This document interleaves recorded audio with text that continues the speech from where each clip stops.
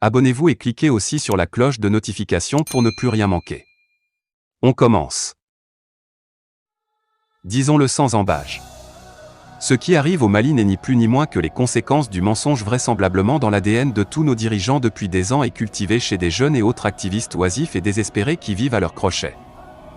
Le général Kafugana Koné a interpellé des députés en 2007 dans l'hémicycle pour se tirer des salves des élus du peuple par une seule phrase qui a fait mouche. « Honorable député, j'ai dépassé les 50 ans. Ce n'est pas à cet âge que je vais commencer à mentir. » Au Mali, le mensonge est devenu culturel et religion. Les massacres de 15 soldats à Boni, il y a un trimestre, et 31 civils à Songo, tous dans la région de Mopti, sont célébrés, jusqu'à la primature par un chef de village de Mopti, troisième âge, devant ses pairs et devant la nation.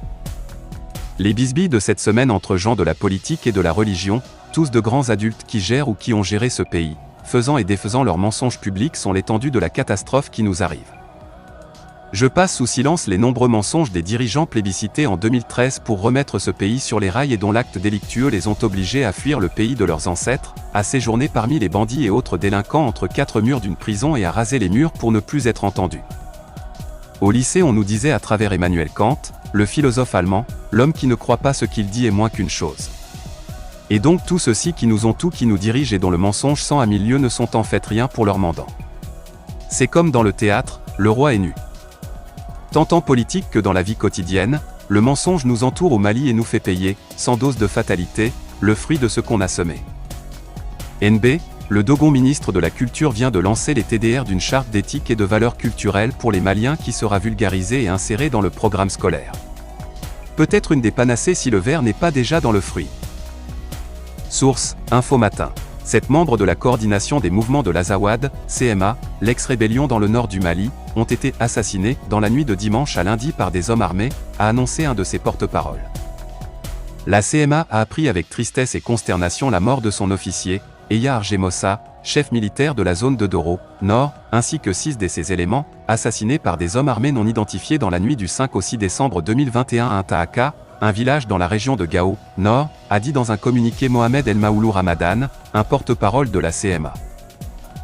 La CMA est une alliance composée essentiellement d'anciens groupes armés indépendantistes touaregs et nationalistes arabes qui ont combattu les forces maliennes dans le Nord à partir de 2012 avant de signer un accord de paix en 2015.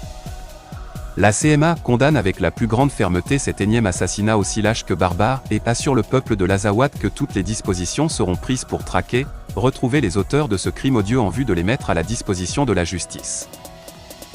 Elle demande une meilleure collaboration de tous les partenaires présents dans cette zone pour lui fournir les informations susceptibles de faire toute la lumière sur cet acte horrible.